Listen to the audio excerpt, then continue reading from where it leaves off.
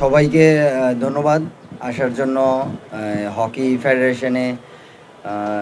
আর আমাদের এইখানে আপনারা জানেন যে ক্রিকেট ফুটবলের চাপে আমরা হকিটা অনেকটা পিছিয়ে গিয়েছি, সেটা বিভিন্নভাবে হোক।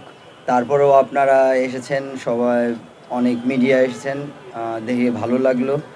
আশা করব যে হকিটাকে আপনারা এইভাবেই প্রচার করবেন আর হকির প্রসারে আপনারা সহায়তা করবেন।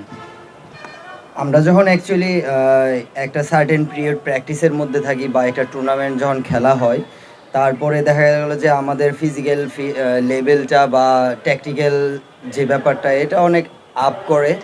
এরপরে দেখা যায় আমরা আবার ৩-৪ মাস একদম আউট অফ হকিতে চলে যাই। সেটা আমাদের ফিটনেসের জন্য হোক বা মেন্টালি সব দিকেই আমরা পিছিয়ে পড়ি। তো ফেডারেশন যদি এই ধারাবাহিকতাটা বজায় রাখে, যে প্র্যাকটিস টুর্নামেন্ট হতে পারে বা আপনার ক্যাম্প হতে পারে, লোকাল টুর্নামেন্ট হতে পারে, লিগ হতে পারে, যে কোনো খেলার মাধ্যমে যদি আমরা থাকি, তাহলে আমার মনে হয় যে হকি গ্র্যাজুয়ালি আপ করবে। যদি প্লেয়াররা যদি খেলার বাইরে চলে যায়, তাহলে সেখানে ইমপ্রুভ করার সুযোগটা অনেকটাই কমে যায়।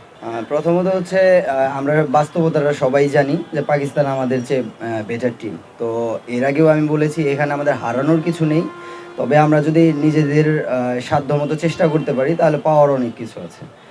আর যেহেতু যেটা বললেন যে সিনিয়র জুনিয়র, হ্যাঁ আমাদের টিমে 7 জন 21 প্লেয়ার আছে 21-এর। তো তাদের সাথে আমাদের আন্ডারস্ট্যান্ডিংটা ভালো, কারণ এর মধ্যে 4 জন প্লেয়ার অলরেডি 3-4 বছর হয়ে গেছে ন্যাশনাল টিমে খেলা।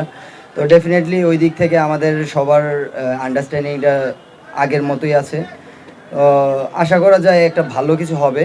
তবে আমরা চেষ্টা করব যে আমাদের সাধ্যমতো চেষ্টা করার জন্য, ভালো কিছু একটা করার জন্য।